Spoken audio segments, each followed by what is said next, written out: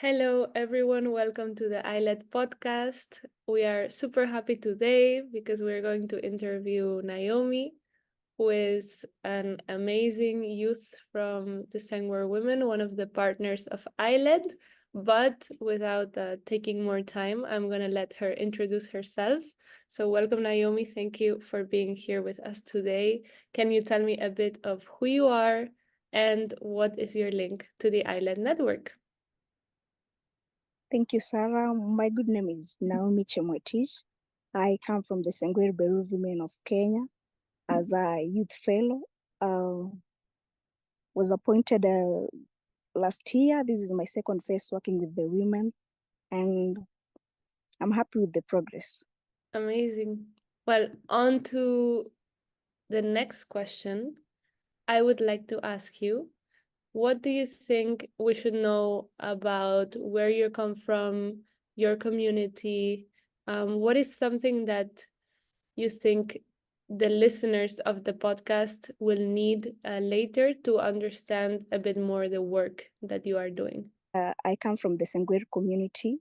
We are located in Kenya in the Charangani Hills. Originally, from our culture and our background, we are hunters and gatherers, and we live along the forests and the hills of Cherangani. I would like to know maybe a bit of the history of your community of the Sengwer. I don't know how far you could possibly go. I'm sure very, very far, but maybe a bit of the most recent contemporary history of your community. One thing I know about the Sengwer community, we are the indigenous who are living in the forest from Embobut forest and the Kabulet forest. These are people who are being, at some point, the government are taking them away from their forests, from their ancestral land. We call them ancestral because they are located here since the ancestors were here. And so at some point, the government were taking them away in the name of they are destroying the forest, and they were burning their houses down in the name of getting rid of them. And as I told you earlier, we are hunters and gatherers. We depend on the forest for food and also from the animals that are there in the forest. But since the government comes with its own rule, so the rule are not favoring us anymore. And so most of the people from the Embobut, from the side of the Embobut, they were being destroyed. The settlement was destroyed, and their houses were being burnt down in the name of taking them away. But we got some activists who came up and also fight for them to make sure that they remain from where they're living, because of they've been there since their ancestors were there. So they have no other home to go. And that is the little background that I know. Thank you, Naomi. So I wonder now, because of this displacement of the government, where are they living, and where I guess you are living as well? We were not relocated because of the people who came and fight for the indigenous rights. People who came and fight for rights, the human rights. We have not less than one organization come up and help us to fight for our rights. And so they were not relocated. The thing that they were told to do is to take care of the forest, plant more trees, no destruction of forest, so that they can live without triggering the government. Wow, well, that's great that these activists and organization happened so that the displacement could be resisted. I think we can go to the next question. Mainly, we would like to know in the podcast, what is it the work that you do? Who do you work with? And why do you do the work you do? I work with the Sengwer women. This is a group of women that came up with an idea of planting trees for their own breath. This group of women, briefly what they're doing, they're planting trees from in the forested area and the catchment areas to protect our waters. And so the reason why they're doing this, as I told you earlier, we are trying to be in good terms with the government, since we are living along the forest, and it's a communal land. So the only thing that we are really trying to do is to keep our land safe and also keep the environment good, because we are along the forest. So the picture between us and the forest just need to be something that looks a little bit familiar. And so what we came up with an idea of planting tree, coming up with a tree nursery. And so from the tree nursery, we are planting indigenous trees, the trees that will nurture our environment, increase the production of water, and also bring rain to our environment. We are discouraging the other kind of trees, that the eucalyptus and the other softwood trees, because it sucks a lot of water. And so, because we are on a highland and people living in the lowland are depending on us for the sources of water, the best thing we could do is to plant trees to protect our water catchment and also protect our forest. That is why they come with the idea of planting trees for our own breath. And we didn't base on only planting trees. We also spread the ideas on what other things women can do, that I will talk about it on maybe the next question. Amazing. Thank you so much for sharing that with us. Can I ask, maybe out of curiosity, do you know the names of some of the trees that are being planted? Because you said that, for instance, the eucalyptus is discouraged. Yeah. Do you know which ones are good and part of or work with your environment? I know in our mother tongue, one of the best trees that we are encouraging our women to put in the tree nurseries right now is called lamai. Lamai is an indigenous tree that it has fruits as well. And so when kids are going to graze their cows along the forest and under those trees, they drop some little fruits that are purple in color, and so kids love them. That's why we collect seeds after that season where the fruits are ready. We collect the seeds, germinate them, and we end up putting them in our tree nursery, and we distribute along the community, the catchment areas. Another tree that we are planting as well is called tendua. Tendua is it's somehow the same as the lamai, but their fruits are not edible. That is the difference that we're having. We're also having another tree called siam. Did you know about these trees all of your life? Did you know these names? Was this like knowledge that you knew growing up, or this was this something that came later in life? And if No, so, how did it appear? no, the trees were, I found them there. I knew the first name of the trees I knew was the indigenous name from the mother tongue. So the trees were there. They are very good. I mean, when you walk in the forest, that are the main trees that are there. So we keep encouraging people to plant them outside here, because we see the good work that is doing inside the forest. There is another part of the work that I think you've been doing in your youth fellowship that is about seeds, right? So if you could tell us a bit more about this, please. Last year, by the end of last year, we were privileged to take our women to a trip. It was an agricultural trip. We were going to expound their knowledge on how they store their seeds, from how they harvest, store, and plant the seed that come from their land. And so from the trip, the women were taught the other ways in which the other communities were doing in storing their seeds. We had our own ways of doing the whole process of seed preparation until planting. And so we wanted to challenge them a little bit on how the other people were doing it in a large scale, since from our homestead, we were doing it on a personal level. And so if I can explain a little bit of what we learned there and how we related to our own way of doing it and how it has helped us. Yeah, we took the women trip. We wanted to way in which they conserve their seeds, how they store them, from how they took them from their farms, the whole process of drying, storing them, and also how they, when the right season comes for harvesting.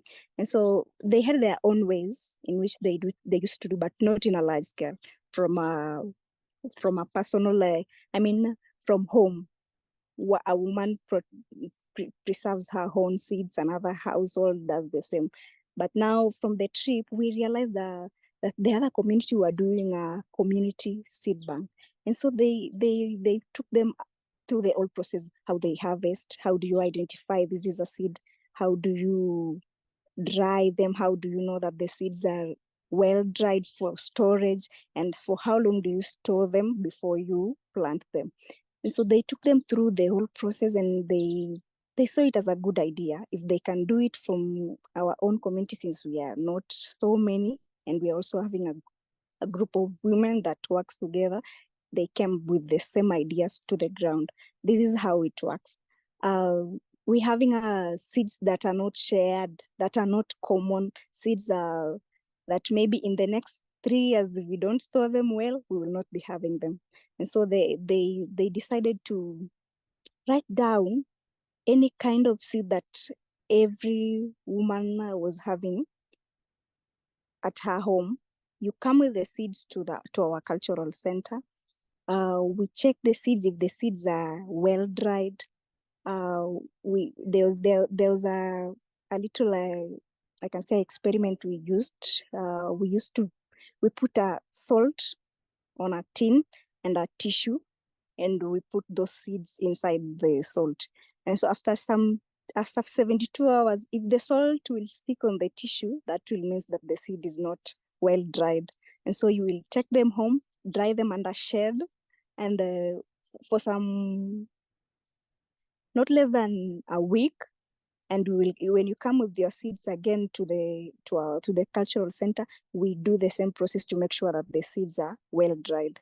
If the seeds are well dried, we look for a transparent tin with a lid, a tight lid that will prevent air from getting into the seeds.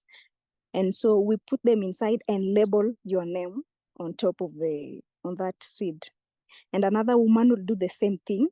And all of the 30 women who are in that group came with their seeds. We did the same process. We rectified them where we had corrections, and we stored seeds, different kind of the vegetables. We have our indigenous ones.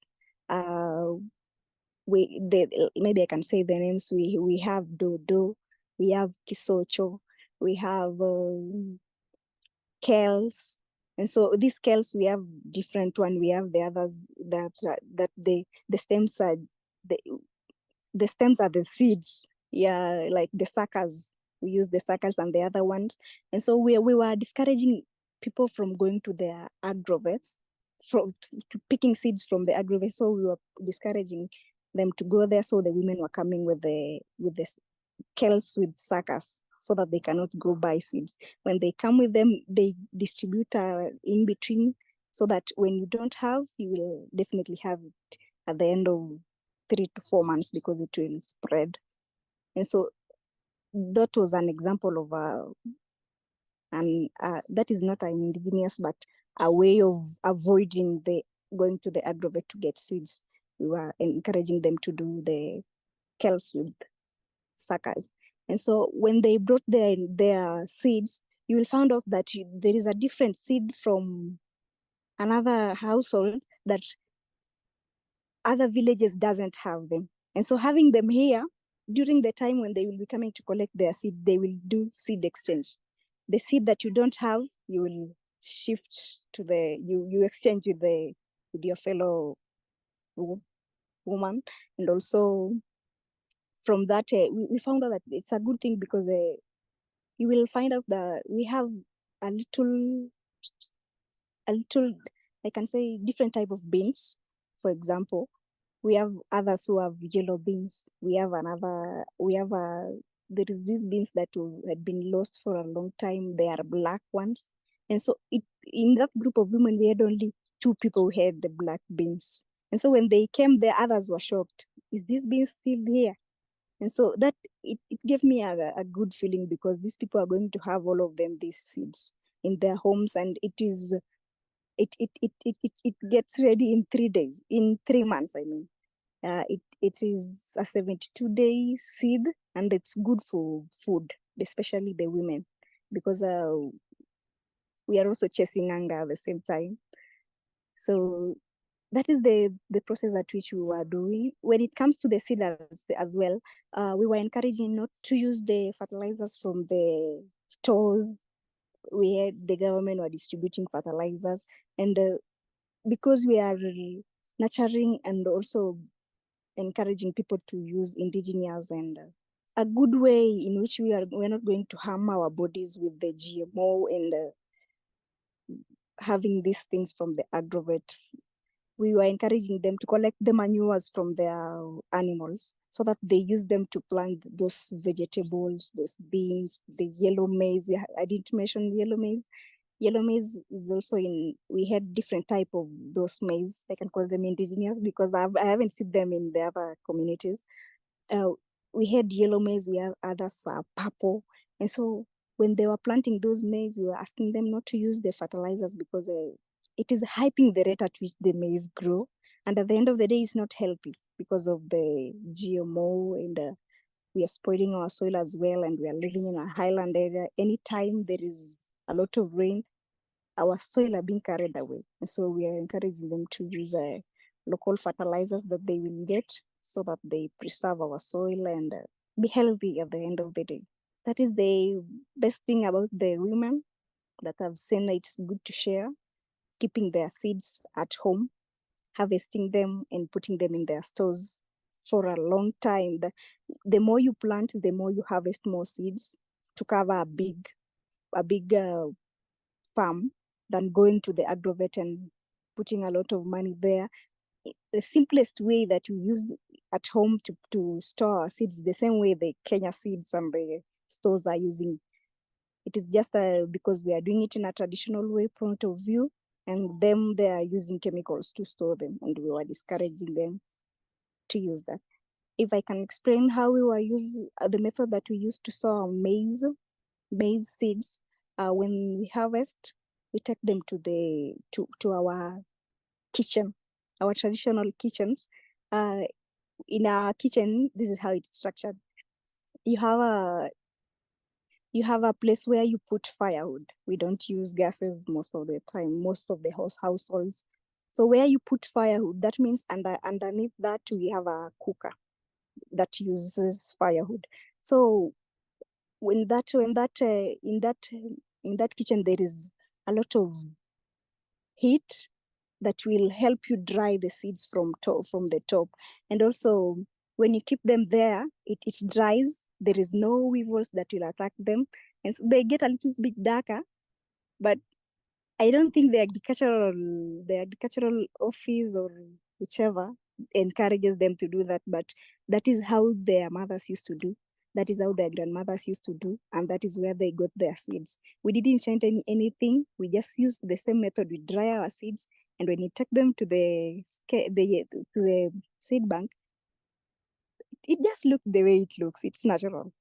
There is no that there is a way in which the Kenyan government put their seeds. They paint them red, and so when you come to our seed banks, you will find they are black, a bit of black because of that smoke from the kitchen, and that's the only way we can store them and from away from weevils and keep them dry.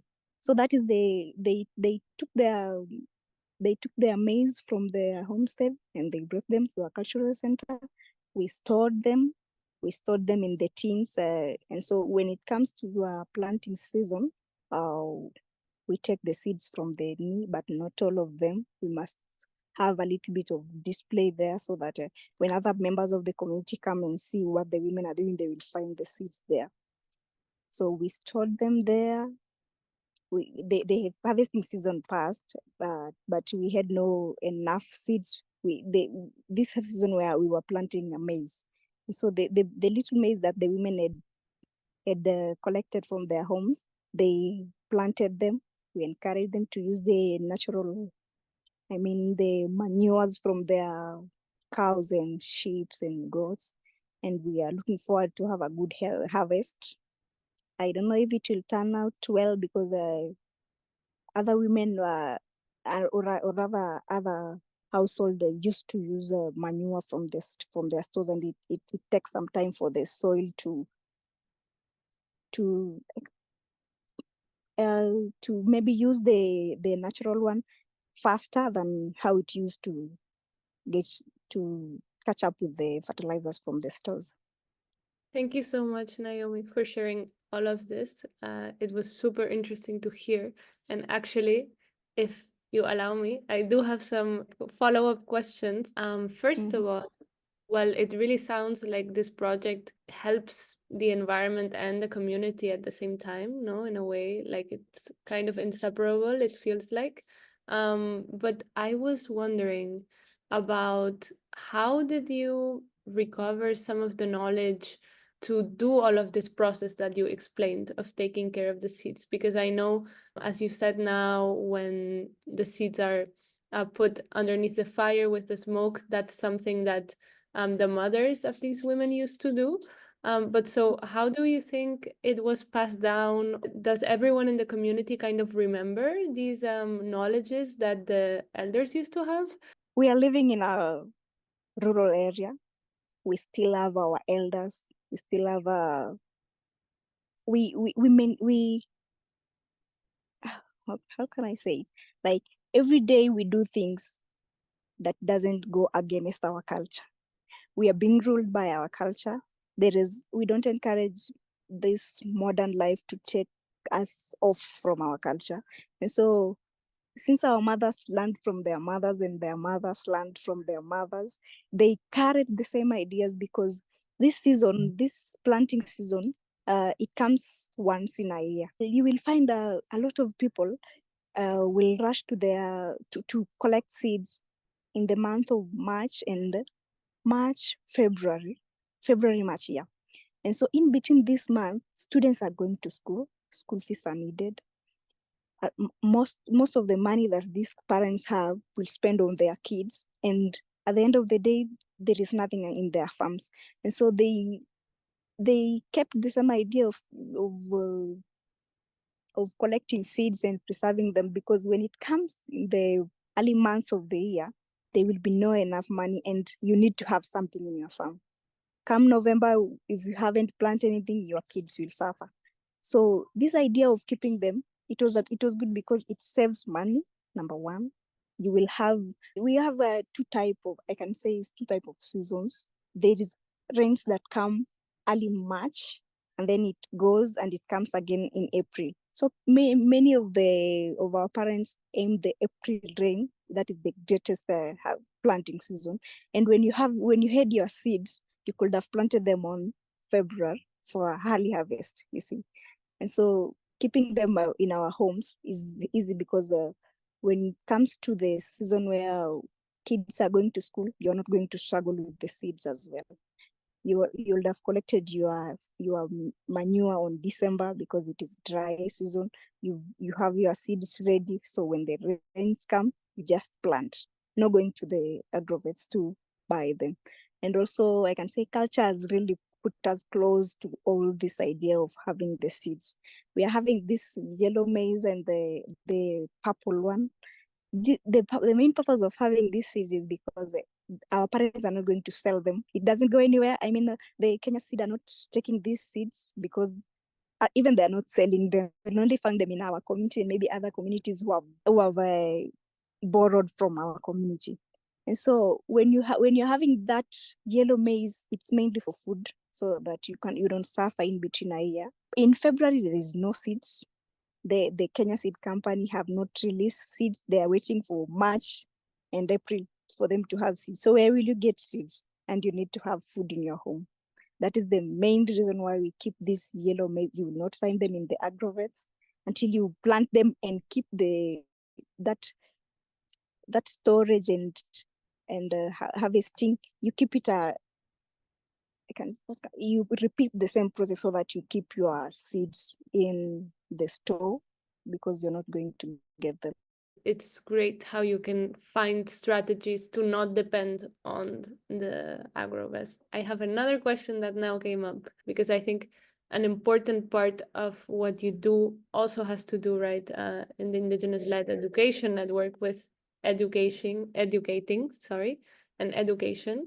And now you mentioned that children go to school during a big part of the year. I'm assuming then that they leave the community to do that. So, how do you, or is this process of passing down the knowledge about the seeds, about how to conserve them, does it reach the children, or how do you make sure that happens? How does the indigenous language get passed on to the children? If yes, how does it happen? Why would it be important for this to happen? First of all, we are conducting our indigenous language classes. We did this.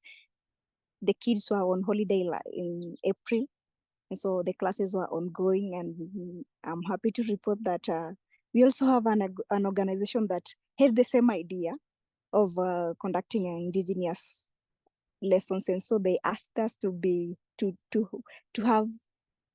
partners with them. That is something that I had not told you, but they trained teachers. They add us more teachers. They trained 6 teachers to teach from the far end. Is the other where other Sengwer people live in is called Talau. And so there in Talau, we had our classes from they work with Bible translation. They translate Bible from English to Sengwer to help our elders get to know, elders who doesn't know English or Swahili, to help them understand the Bible. So this organization came up with the same plan, and they had that we're also doing the same thing. Then they asked for our hand of what they ask is they ask us to supply materials because they were training teachers. So we supplied the materials with them, and the classes is now in partnership with them, and everything is doing well. And so in these classes, number one, the reason why we encourage this class to happen is to keep the relationship between our elders and the children. You find out that the education system discourages us from using indigenous, our mother tongue, and so our culture is being is fading, and so we encourage our kids to learn our cultural way of living.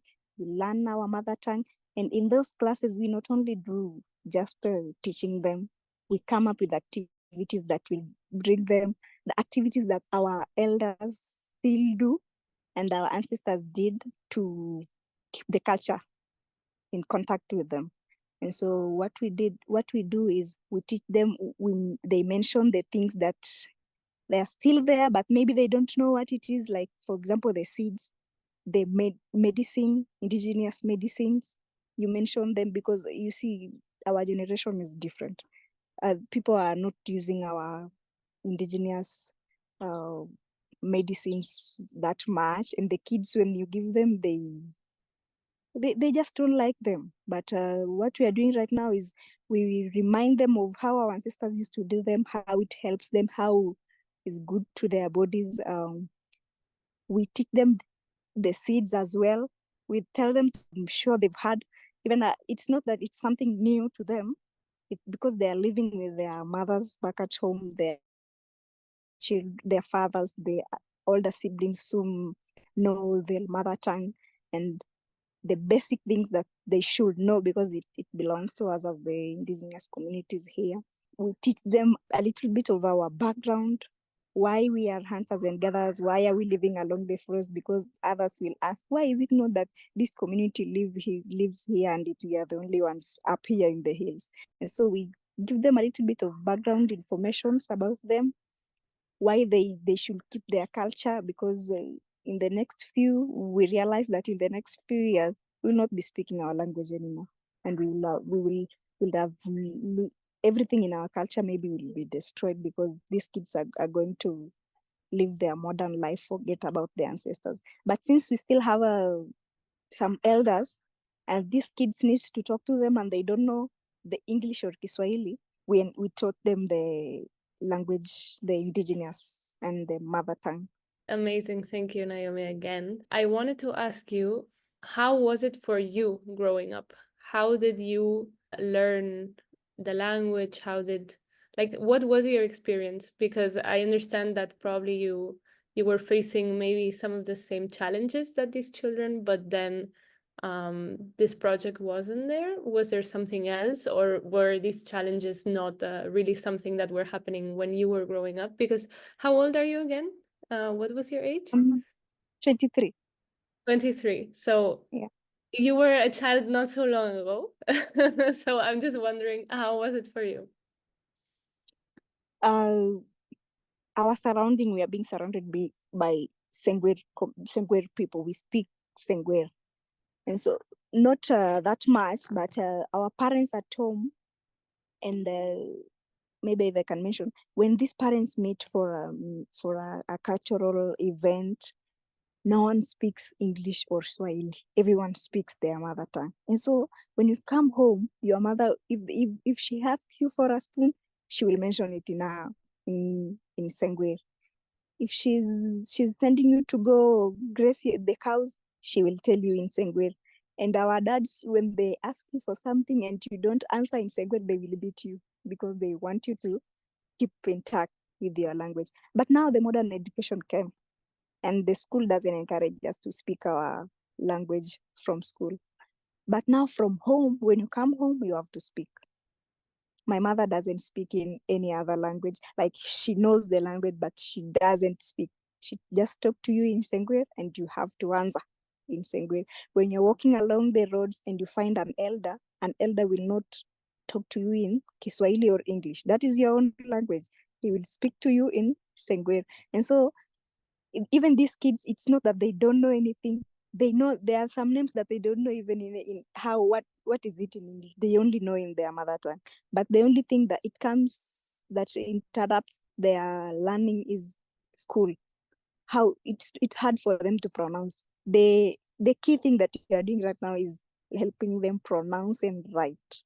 That is the things that we are really focusing on, because speaking in this holiday only, they are being able to speak a bit of long sentences, but in words they know them. The only thing that they are not doing well is pronouncing the words well, you see. And that's what we are really pushing a lot of effort, helping them to know how to pronounce the words, get to speak a fluent Sengwer. And I by the end of maybe this second phase, I know most of them will have spoken a fluent Sengwer. Even myself, I don't know how to speak like, I can't speak in more than 2 minutes. Someone will have to correct me. You say this is not the right way, and that's why we're having these classes. So how do you deal with that? What does it mean for you then to be working on this teaching, passing on the language while you yourself have a struggle to speak it? How is that experience, if you can share with us? Personally, it feels nice because you see, my elder sisters speak fluent. They speak fluent Sengwer. And at some point when they are talking and you can't answer, you feel a bit ashamed, because why are you not answering? And you are here when we are speaking the Sengwer, and we are speaking fluent and you're not speaking the same. And so how I'm feeling, it's a bit, I struggle, but I try my best to speak well, because you see, the people that I'm interacting with, the women from the Sengwer Beru, when they come to the group, they have to speak in Sengwer. And when they see me as their child and I'm not doing the same, they're being disappointed. And so when I go there and speak a little bit of the Sengwer language, it feels nice to them, because I belong to them. Thank you for sharing that. I appreciate it a lot. So I guess maybe this takes us a bit to the last question, which is what motivates you to do this work? And I guess, how did you get into it in the first place? Like, when does it happen that Naomi just, I think you studied at university, I believe. Mm. Um, but how does it happen that then you decide, well, actually, I would like to work with the Sengwer women group. I would like to be part of this project. I would like to work on these specific topics instead of doing something else. Being an indigenous in Kenya, it's a bit challenging because we are the smallest community in when we rank the communities, the Kalenjin communities, we are the smallest community. And growing up, I saw our elders. I can call them elders because they were older than me. They are now old men. How they were conducting our communities, how they are fighting for our rights when the government gives us chances of I, I I mean projects, how they were handling the projects. And it was only men who were doing all of this. I didn't see women in this. And so when I was growing, I just didn't see I didn't see it right from a woman or a girl point of view. I'm not seeing any woman doing this. And so uh, not many of our youths have gone to school or maybe to campus. And when I finished high school, I was choosing a course. And I came up with this course, community development and counseling. And I asked myself, I'm an indigenous person. What can I do? Can I just go to school and learn more about how to handle communities, so that when I come to the ground, I don't need to struggle that much. My people will depend on me to not really depend, but will get help from a profession point of view. You've heard of Milka. Milka did anthropology, a bachelor in sociology and anthropology. And I've been monitoring her moves on how she handles our community, how she fights for our rights. She's an activist for the indigenous people. And I just had some good interest in doing working with the communities. You will find that women are not being given that good priority to maybe lead people or maybe give out ideas. But I realized that when you are learned, people will respect your views on things. For example, like the women. The women our women are not learned. They are doing their things from just a woman who wants to keep the environment safe, a woman who doesn't want drought to happen here, a woman who is keeping food at home. But having someone who is a bit learned and knows what it takes to be an indigenous person will help them to solve a little bit of their things. Maybe helping them write their historical activities, helping them to report whichever things that they're doing, because you'll notice that if the men takes advantage of doing this for them, they will not do the best for them, or maybe they will end up not using their money in the best way that they would have wanted to use, because again, they're not being prioritized that much. And being a girl in a group of women who is a bit learned, uh,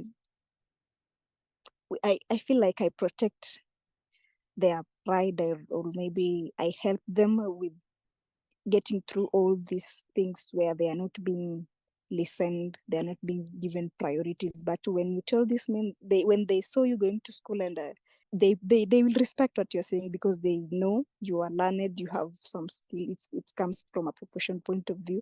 But any other person, if any other person comes up and says, I'm helping the women to do this and this, they will not trust you.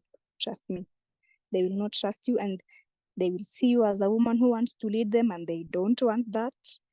So having that a little bit of knowledge, people who you are looking up to them, having good vision and mission for your community, where you want to see them going.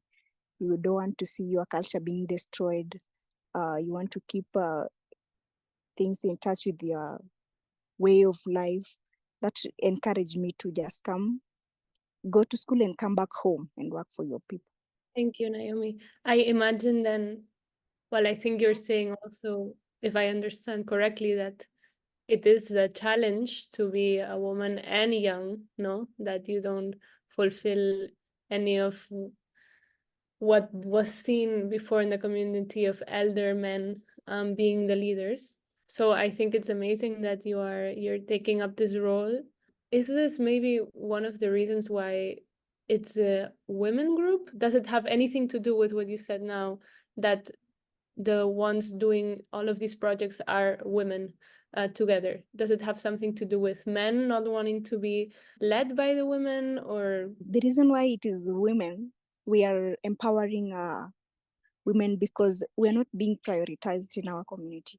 You'll find out that if there is something, it is men who are doing it. If there is any activities, or maybe we are having public participation, no, you will not see women there. And so when you have something that will bring the women together and make them feel part of our community, uh, that's why they came up with this group. Uh, the people who are conserving our environments from this community was the Kenya forest, and it wasn't a good idea. And so these women, they didn't even, I don't know if they had in their minds that they are coming to conserve the environment, but the real reason they came together is to keep them empowered, keep them educated on how the world is moving, and they are important. They should educate their girl childs, because you will find out that the reason why they didn't go to school, their parents used to say that I'm not going to pay my school fees because of someone's wife, and you're going to benefit your husband at the end of the day. But in our generation, you will find out that girls are being prioritized. Our rights are well maintained, and we are good people. So that's why they came up with this name, this group of women, to encourage other women. By the way, I'm good to tell you today that I have another group of women in a neighborhood village who saw the good work that the Beirut women were doing, and they asked me if they could do the same as women. They didn't even mention men, because they had tried it earlier, and the men were doing things against them. They didn't even prioritize their opinions on the group that they had, and they called me and asked me, can you just make this a woman thing, so that we can maintain the way we want to do our things. We can discuss our own issues, we can empower ourselves, we can share how we are raising our kids in different ways, what is affecting us as women. Yeah, so that is the main reason, maybe, how we started as women, and other women are being inspired. A group of 20 women came together, and they asked me for advice, and I was like, I'm just a kid. But it was a good idea. I talked to them. We came up with ideas on what we are going to do, and they are proud because of, like I say, they brought the ideas of they have seen what the Beru women are doing, and they are happy. That's why they also want to come up with their own group as women. thank you again for sharing, Naomi. I think that is a great way to kind of start ending this interview, hearing about how women are the ones supporting women, inspiring other women, how you're a important part of this. So thank you for sharing all of this. And yes, I want to thank you for your time, for being on the podcast with us today, and just give you some space if you have any final message for the audience, anything you'd like to put through, or even if you'd like to say where people can hear more about what you're doing or about the Sengwer women. The floor is yours. Thank you so much, Sarah, for the interview. It's been a pleasure to get you people know a little bit about us. What I can say is, let's continue supporting our women. Let's continue keeping our culture. Let's continue keeping our indigenous seeds. Let's continue keeping safe in planting trees, our water catchment areas, protecting our forest. You can see the climate change, the way it is doing. Like, for example, in Kenya, people are being carried by flood, and as people living in the highland areas, we are we are safe. We are safe because our lands are not bare. If we had destroyed our lands with the manures, the manures, the fertilizers from the stores and the government, the ones that they were giving us, our soil could be carried away. And so, because we are planting trees, we are encouraging people to keep their environment as clean as possible, and plant trees to make sure that our lands are not bare, to avoid erosion and destruction.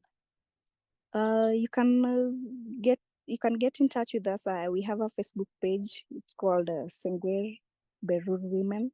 It's Sengwer Berur WG. Amazing. Thank you so much, Naomi. I'm looking forward to keeping up with all that you post. And yes, that will be all for today. So thank you everyone for tuning in, and we will see you in the next episode of the ILED podcast. Bye bye. Bye.